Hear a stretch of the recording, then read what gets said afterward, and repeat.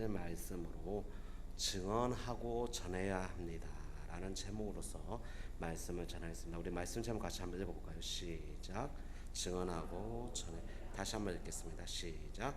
증언하고 전해야 합니다. 네. 혹시 영화 관상을 본 적 있으신가요? 네. 여기서 이제 이정재가 명대사라죠. 내가 왕이 될 상인가. 이 그 명대사를 남긴 이 영화, 실제 영화 계유정란의 가상의 인물, 즉 관상을 보는 사람을 투입해서 만든 영화예요. 여기서 주인공이 관상을 통해서 벼슬을 받는 사람을 면접을 봅니다. 그 관상쟁이가 이 사람은 관상을 봤을 때 됐어요 하면 채용하고, 저 사람은 관상이 나빠서 채용을 하면 안 됩니다 하면 채용을 하지 않아요. 그 정도로 관상이 매우 중요하다라는 것이 계속 영화의 메시지였습니다. 사람마다 사람을 보는 눈은 사실 다 다릅니다. 어떤 사람은 가문을 제일 중요하게 여겨요. 어떤 사람은 어느 직장, 직업을 가진 것으로 그 사람을 평가합니다. 또 어떤 사람은 외모를 보고 평가를 해요. 예수를 알지 못하는 사람들의 공통적인 시각 중 하나가 바로 사람을 겉모습만 보고 판단한다는 거예요. 눈에 보이는 부분에 모든 관심을 두고 바라본다는 것이죠. 여러분, 이것이 사실 세상적 본질의 시각이라는 것입니다. 그런데 교회 내에서도 그리스도인이라고 말하는 사람들 가운데서도 사실 이러한 시각, 이러한 시선이 여전히 존재한다는 거예요. 눈에 띄고 멋있는 옷을 입으면 교회 내 앞자리를 배치해 준다거나 귀한 자리로 안내한다거나, 권사님들 사이에서 자식들이 어떤 직업을 가졌는지 서로 말다툼을 하기도 하고, 집사님들 사이에서는 우리 자식이 어느 대학교를 갔다라고 그것에 대해서 매우 중요하게 여기고 이야기를 합니다. 보통 목회자들이 성도들이 하는 대표 기도나 중보 기도를 요청하는 내용을 듣다 보면 그 사람이 가장 그 상 가운데 무엇을 중요시 여기는지 알 수 있어요. 그 사람의 기도 내용을 들어보면 그 사람 마음의 중심에 뭐가 있는지를 알 수 있다는 것이죠. 여러분, 우리가 기도한다는 것은 무엇일까요? 보통 이 땅 가운데 보이는 것을 구합니다. 자기가 보이는 것, 자기가 원하는 것을 간구하고 기도를 해요. 자신이 귀중하게 여기는 것에 대해서 기도합니다. 그 사람의 기도를 들여다보면 그 사람에게 가장 중요하게 여기는 것, 그 사람이 바라보고 그 사람이 생각하고 그 사람의 시각이 어디에 있는지, 그 마음의 중심이 무엇이 있는지를 알 수 있다는 것이죠. 사도 바울은 오늘 기록한 본문의 로마서 외쪽으로 사실 신약 성서를 살펴보면 몇 개의 바울의 기도문이 등장을 해요. 예배소서 3장 15절에서 16절에 보면 예배소 교회를 향한 바울의 기도가 등장을 합니다. 그는 이 기도에 무엇을 구하는지 한번 읽어볼까요? 시작.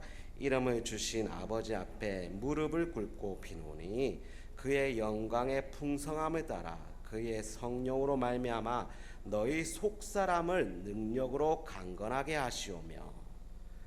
바울이 구한 기도는 이런 것이었어요. 여러분의 속사람이 강건하길 원한다라는 거예요. 그는 속사람, 영의 강건함을 두고 하나님 앞에 부르짖었던 사도였습니다. 다른 사람들은 겉모습에 관심이 많고 육체적인 건강이라든지 입신양면이라든지 물질적 축복에 관심이 많은데 유독 바울만은 그런 외적에 관심을 두기보다는 예배석 교회에 있는 사람들이 속사람이 능력으로서 강건하기를 간구했다라는 거예요. 왜일까요?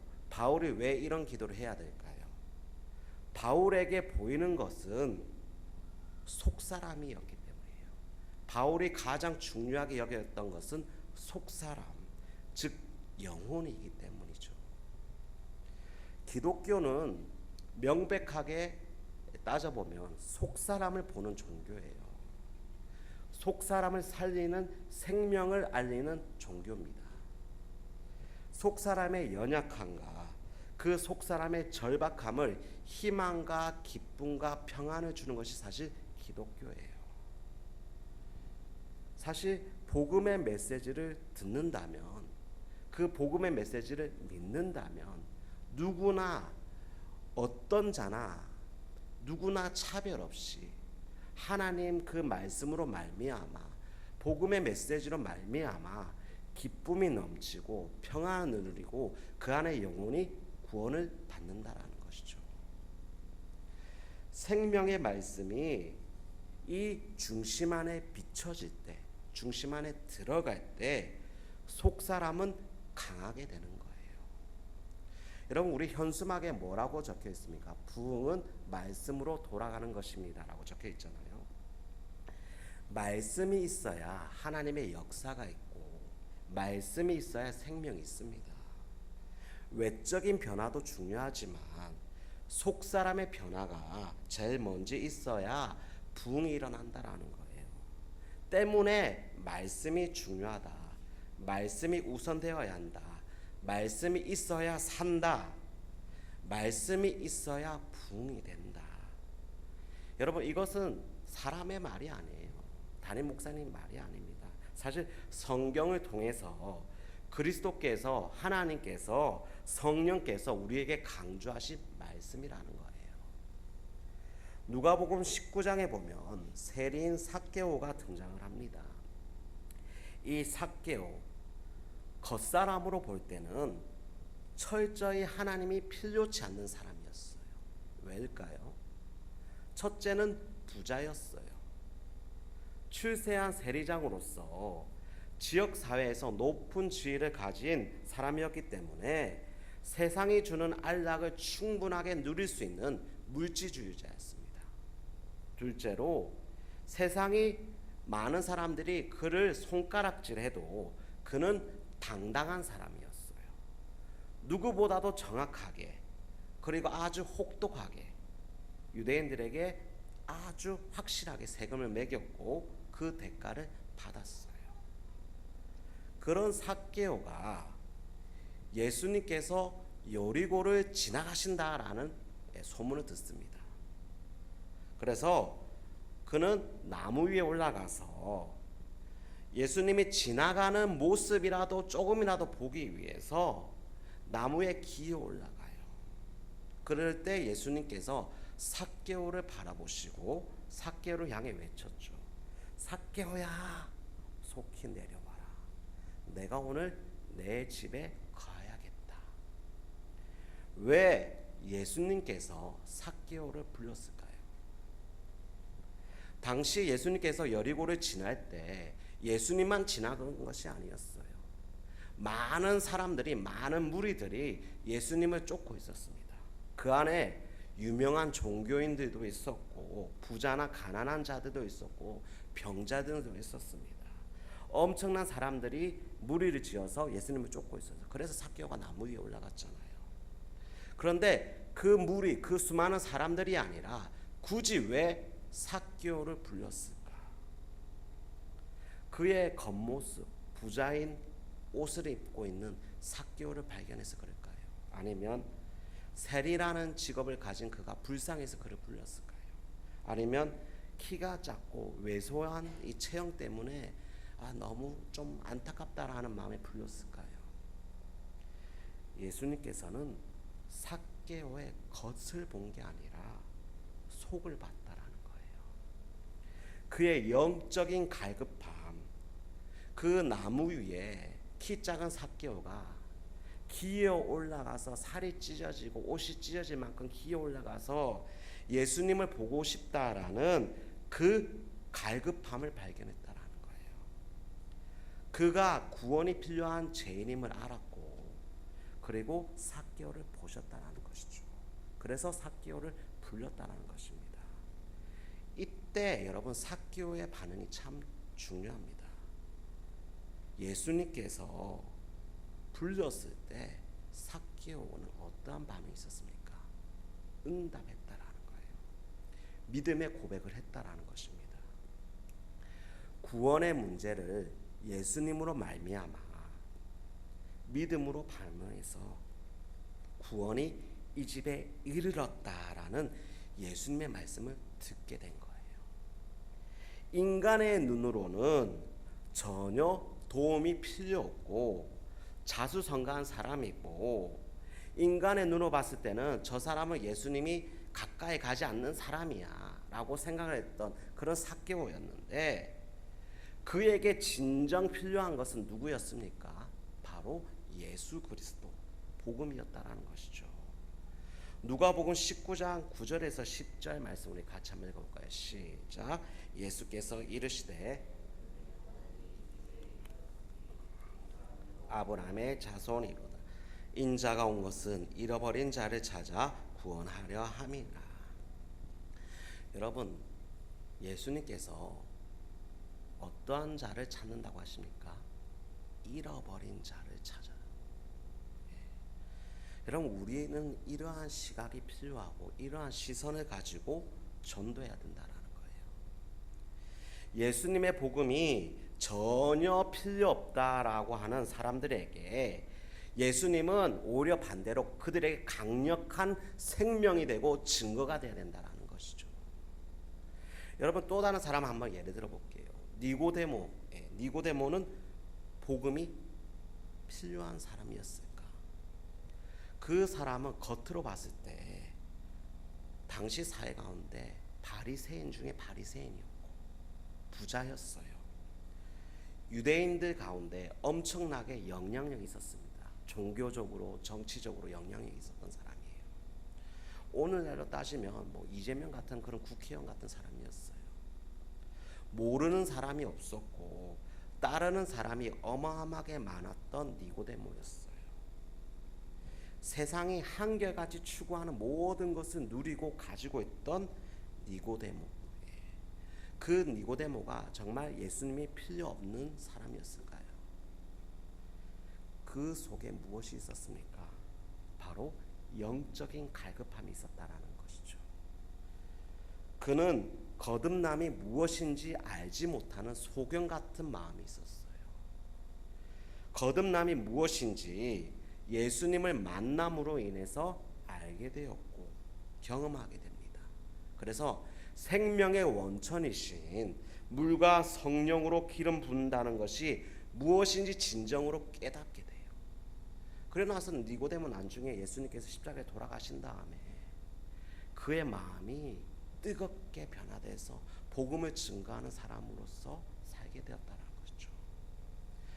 또 다른 예를 한 사람 더 들어보겠습니다. 백부장 고넬료, 잘 아는 사람이죠. 이 아쉬움이 없는 고넬료예요. 세상적으로 보면, 겉으로 봤을 때는 그 어떠한 것도 부족함이 없는 사람입니다.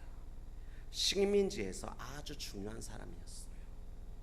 권력자였고 당시 최고 직업인 군인 중에 군인이었어요. 아무런 부족함이 없었던 사람입니다. 그런데 그 마음에 구원에 대한 절박함과 간절함이 있었다는 거예요. 복음에 대해서 갈증을 누구보다도 느꼈고 복음에 대해서 메마름이 누구보다도 심했던 사람이었다는 거예요. 때문에 이 고넬료가 예수 그리스도의 복음을 듣고 온 가족이 구원을 받아서 그 온 가족이 주님을 찬양하고 복음의 도구로 쓰임 받았다라는 것이죠. 이 세상에서 여러분, 이 세상에서 예수 그리스도의 십자가와 구원이 필요하지 않는 사람은 단 한 사람도 없습니다. 우리는 이러한 필요를 반드시 인식해야 되고 이러한 절박함을 주님의 마음으로서 같이 동감하고 공유하면서 느끼면서 세상에 나가 복음을 증거해야 된다는 거예요. 그런데 안타깝게도 많은 분들이 구원에 관심이 없다라는 거예요. 하물며 교회를 다닌다, 나 예수 믿는 사람이야, 그리스도인이라고 말하는 성도라고 말하는 분들조차 요즘 사람들은, 현대인들은 구원에 관심이 없어요 라고 생각을 합니다. 세상 사람들, 많은 사람들은 대부분은 오직 돈 버는 일, 좋은 학교 가는 거, 좋은 직장 갖는 거, 집을 사는 거에만 관심을 갖고 있습니다 라고 생각을 해요. 그런데 여러분, 사실은 그렇지 않다라는 것을 여러분 반드시 기억하시기 바랍니다. 시대와 환경과 세대를 넘어서 인간은 누구나 구원에 대한 갈급함은 분명히 있습니다. 구원에 대한 메말은 분명히 있어요. 단 그 관심을 가질 때가 아직 이르지 않았다라는 거예요. 제가 병원에서 근무할 때 이야기를 자주 설교 때 이야기를 하는데, 사실 병원에서 일을 하다 보면 다양한 사람들을 거리낌 없이 만나서 이야기를 나누고 듣곤 해요. 교회에서는 제가 직분이 그래도 목회자이다 보니까 만나는 분들이 조금 자제하고 조심스러워하고 조금 그럴까 좀 조심조심 조금씩 이야기하시는 분들이 있는데, 병원에서는 제가 목회자라는 신분을 잘 드러내지 않았기 때문에 그냥 막힘없이 나 이제 곧 죽는 사람인데 뭘 내가 누굴 보겠느냐라는 식으로 저한테 이야기를 막 합니다. 병원에서 일할 때 사회적으로 출세한 교수님을 만났어요. 서울에서 빌딩 부자인 부자도 만났습니다. 연예인 바다라고 아시죠? 가수 바다. 바다 씨의 동생이 심장병 입원 때문에 바다 씨도 제가 직접 만났어요. 이야기를 나누면 병원에서 시한부 혹은 큰 수술이 예정적인 이런 분들은 구원의 문제에 대해서 누구보다도 예민하게 그리고 확실하게 듣는다라는 것을 발견했다는 거예요. 다른 주제보다 구원에 대한, 십자가의 복음에 대한, 하늘나라에 대한 이야기를 했을 때 그들이 흘려듣지 않고 마음을 열고 듣는다라는 것을 알게 되었죠. 경제나 돈 버는 것이나 정치나 이런 것은 그들에게 중요치 않았기 때문이죠. 왜냐하면 그런 이야기들은 그들에게 소망의 근거가 되지 않기 때문에, 당장 내일 죽을 수 있는 사람들이었기 때문에 그는 겉사람이 중요한 것이 아니라 이 속사람에 대해서 확실하게 알기 원했어요. 여러분, 모든 사람은 구원에 대한 갈급함과 소망이 분명 있다라는 것을 기억하시기 바랍니다. 종교가 있든 없든, 부자이든 가난한 사람이든 여러분 동일합니다. 아무리 많은 권세와 지위와 돈이 있더라도 그 사람은 예수가 필요한 사람이다, 복음이 필요한 사람이다라는 것을 여러분 반드시 기억해야 된답니다. 이러한 관점과 시선을 가졌을 때 나는 그 영혼을 포기하지 않아요. 놓치지 않는 것입니다. 그 영혼을 위해서 계속 기도할 수 있는 거예요. 사도 바울이 당시 세상 가운데 나는 모든 것을 소유했다라고 자랑하는 아그리빠 왕 앞에서 복음을 담대하게 전했어요. 당신은 복음이 필요한 사람이다. 당신은 죄인이다. 그리스도 예수만이 당신을 구원할 수 있다. 그렇게 전했어요.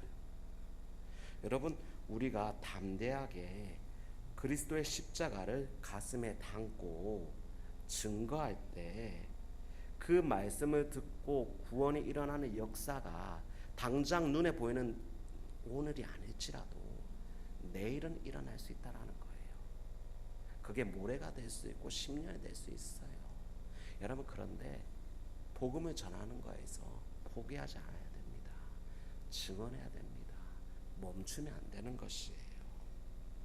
우리가 확신을 가지고 세상에 나가 복음을 증거해야 되는 책임이 반드시 우리에게 있다는 거.